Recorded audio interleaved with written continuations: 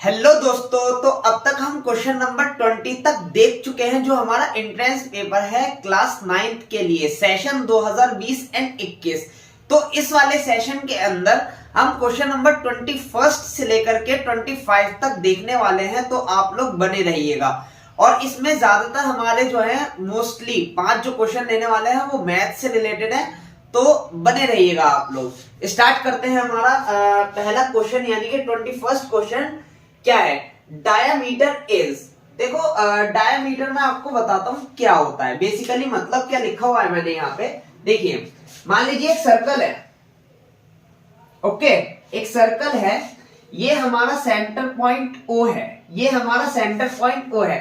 जब centre point ओ से एक लाइन हम मान लीजिए पास कर देते हैं, जो हम ले लेते हैं यानी कि ये पॉइंट ए है हमारा एंड ये पॉइंट बी है।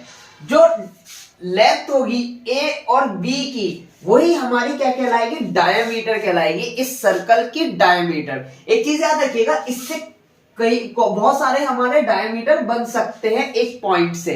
तो बेसिकली मैंने यहाँ पे 2 पॉइंट लिए है, ए और बी, और सेंटर हमने ले लिया इसका ओ, तो ये हमारा डायमीटर कहलाता है। तो इसमें ऑप्शन कौन सा करेक्ट होगा? Twice of the radius, half of the radius, equal to the radius, 1/3 of the radius.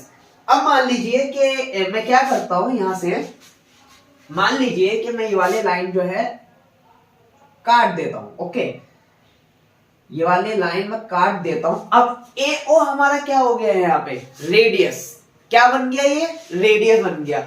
और जब हम इसका ट्वाइस कर देंगे यानी कि ए ओ को इतना ही हम एक यहां पे रख दें, अगर ओ बी यानी कि A O is equal to O B, तो हमारा क्या बन जाएगा, वो डायमीटर बन जाएगा। तो ये इससे क्या कंक्लूजन निकला हमारा कि जो रेडियस मतलब जो डायमीटर होता है रेडियस का ट्वाइस होता है, 2 गुना कर देंगे तो हमारा बेसिकली डायमीटर निकल करके आ जाएगा। तो मैंने यही लिखा हुआ है, एक बार आपके लिए पढ़ देता हूं मैं इसको। The diameter of a circle is the line segment passing through the centre. जो हमने पास करी थी, मान लीजिए ये वाली पास कर लेते हैं, ठीक है, यहां से ए और बी हमने मिला दी, एक पॉइंट है बी। तो the diameter of a circle is the line segment passing through the centre, centre से पास कर रही है, which connect 2 point on the boundary of the circle. A और बी यानी कि 2 पॉइंट हमारे कनेक्ट कर रही है वाले सर्कल के अंदर, ठीक है।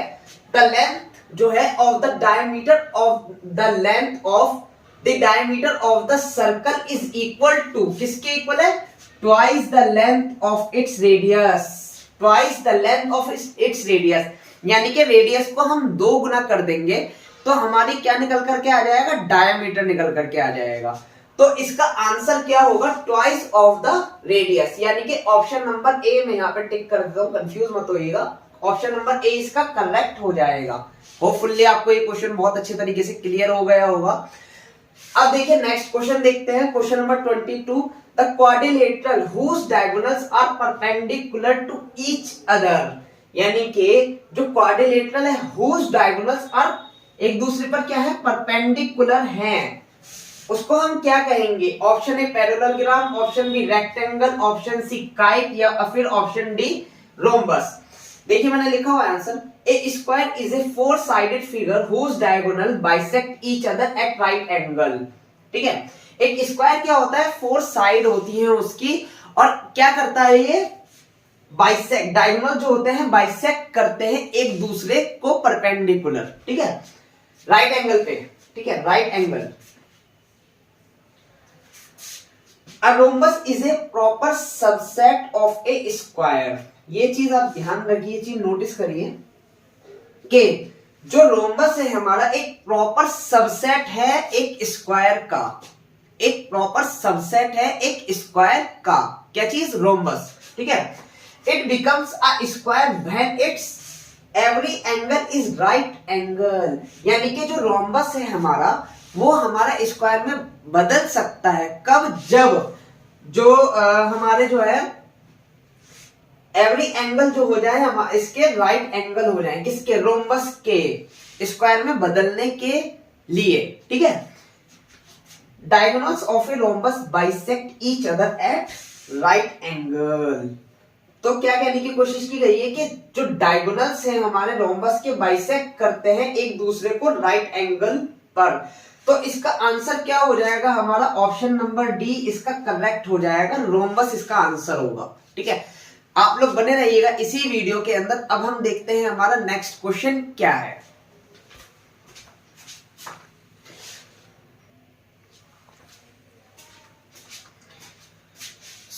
अब देखते हैं हमारा next question. Basically question number 23 है क्या, each of the angles of A square, यानी कि हर एक एंगल जो है स्क्वायर का क्या होता है।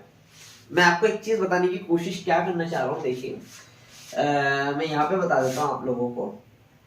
ये हमारा एक स्क्वायर है, ओके। स्क्वायर के अंदर बेसिकली होता क्या है, मान लीजिए ये साइड अगर ए है ना, मतलब ये वाली साइड अगर ए है तो ये वाली साइड भी हमारी ए होगी, ये वाली साइड भी ए ही होगी, ए है ये, ओके। यहां से लेकर के यहां तक, उसके बाद ये वाली साइड भी हमारी ए ही होगी। अब मैं आपको एक चीज बताता हूं, ये जो एंगल होगा हमारा, ये वाला एंगल, ये हमेशा कितना होता है 90 डिग्री। कितना होता है 90 डिग्री। ये वाला भी कितना होगा 90 डिग्री, ये भी कितना होगा 90 डिग्री, और ये भी कितना होगा 90 डिग्री। जो सम होगा हमारा इसका कितना होगा 360 डिग्री। ठीक है, 360 डिग्री का हमारा टोटल जो है इसका एंगल बनेगा। मान लीजिए ये साइड ए है, ये साइड बी है, ये साइड सी है और ये साइड डी है। तो मैंने यहाँ पे लिखा हुआ है, तो आप लोगों को और अच्छे तरीके से ये चीज क्लियर हो जाएगी कि इसका हमें एंगल बताना है कितना होगा। देखिए स्क्वायर है 4 equal side and sum of angles always equal 360 degree, यानी कि स्क्वायर की चारों साइड हमारी बराबर होती है और इसका जो एंगल का सम होता है कितना होता है 360 डिग्री होता है। ठीक है, We know that all 4 angles of a square are equal. हम जानते हैं जो एंगल्स होते हैं स्क्वायर के चारों आपस में क्या होते हैं, इक्वल होते हैं। Let measure of each angle of a square, हमने लेट कर लिया x है। लेट सपोज हमने जो है एक एंगल को x से मतलब मान के चला कि एंगल A हमारा x है, तो एंगल A बराबर एंगल B बराबर एंगल C बराबर एंगल D क्या होगा, देखो एंगल A बराबर एंगल B बराबर एंगल C बराबर एंगल D बराबर x। सारे के सारे हमारे एंगल इक्वल है x के। ठीक है, तो इसका मतलब क्या हुआ, एंगल A भी हमारा x है, एंगल B भी हमारा इक्वल टू x है, एंगल C भी हमारा इक्वल टू x है और एंगल D भी हमारा x है। तो ये हम सम कर देंगे इन एंगल्स का, तो 4x बराबर 360 डिग्री, तो x हमारा कितना निकल करके आ जाएगा 90 डिग्री बनाएगा। तो इसका ऑप्शन जो होगा बी करेक्ट हो जाएगा, राइट एंगल हो जाएगा। ठीक है, अब देखिए next question, find the incorrect mathematical statement, यानी कि इनमें से हमें गलत कौन सा है वो बताना है। देखिए कंपटीशन के अंदर क्या होता है, आप एक एक ट्राई करेंगे नहीं, ठीक है, हमें जल्दी जल्दी करना होता है जिसकी वजह से टाइम हमारा कंज्यूम हो पाए, जल्दी से क्वेश्चन का आंसर निकल जाए। तो देखिए यहाँ पे चेक करने का मैं तरीका बताता हूँ आपको, बहुत अच्छा तरीका।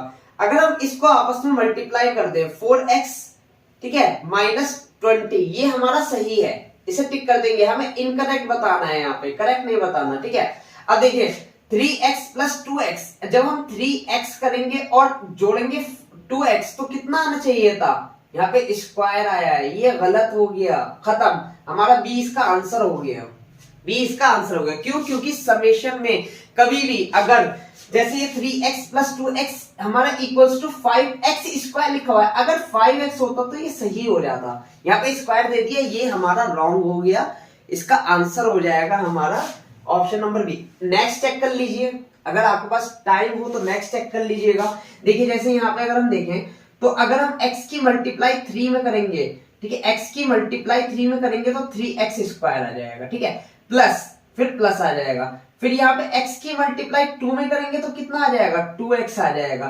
तो ये मिलाकर के 3x स्क्वायर + 2x, ये भी हमारा सही है।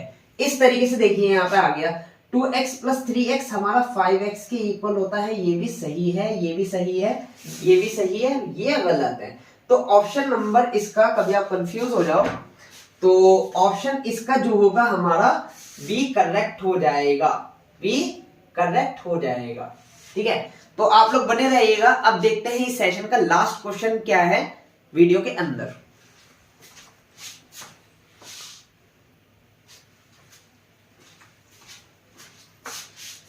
सो नेक्स्ट क्वेश्चन देखते हैं हमारा, और ये हमारा लास्ट क्वेश्चन है, क्वेश्चन नंबर 25। क्या है? If y coordinate of a point is 0 then this point always lies। यानी कि अगर हमारा y जो कोऑर्डिनेट है वो हमारा जो y कोऑर्डिनेट है पॉइंट इज 0 हो जाए, ठीक है, तो वो कौन से कोऑर्डिनेट पे लाई करेगा, ये क्वेश्चन कह रहा है। ठीक है, option A first quadrant, option B second quadrant, option C X axis, या फिर option D X Y axis. तो देखिए आंसर लिखा हुआ है कि the y coordinate of every point and on x axis is 0, so the coordinate of any point on x axis are of the form x, 0। मतलब मैं आपको बताता हूं इसका। मान लीजिए कि y एक्सिस पर y कोऑर्डिनेट पे हमारा पॉइंट 0 लाई कर रहा है, 0 है, ठीक है, तो वो कहां लाई करेगा? हमारा x एक्सिस पे। और जो पॉइंट होंगे हमारे, तो क्या होंगे वो हमारे कोऑर्डिनेट x, 0। ये कहने की कोशिश की गई थी। If y coordinate of a point is 0 then it always lies on x axis. अगर y कोऑर्डिनेट हमारा 0 हो जाता है तो वो हमारा x जो है x एक्सिस पर लाई करेगा। इसी तरीके से अगर मान लीजिए कि x कोऑर्डिनेट हमारा 0 हो जाता तो y एक्सिस पर लाई करता, जो पॉइंट है हमारे जो दिए हुए होंगे। ठीक है, तो इसका जो आंसर होगा हमारा, इसका जो आंसर होगा x एक्सिस हो जाएगा। ऑप्शन नंबर सी करेक्ट हो जाएगा, क्योंकि y हमारा 0 हो गया, इसीलिए x एक्सिस पर वो लाई करेगा। तो आशा करता हूं कि आपको ये वीडियो जो है अच्छी समझ में आ गया होगा, पसंद आई होगी। अगर पसंद आए हो तो लाइक करिएगा, इसे शेयर करिएगा और कमेंट भी करिएगा। ठीक है, तो अब मिलते हैं आपसे नेक्स्ट वीडियो में नेक्स्ट क्वेश्चन के साथ। जब तक के लिए थैंक यू सो मच।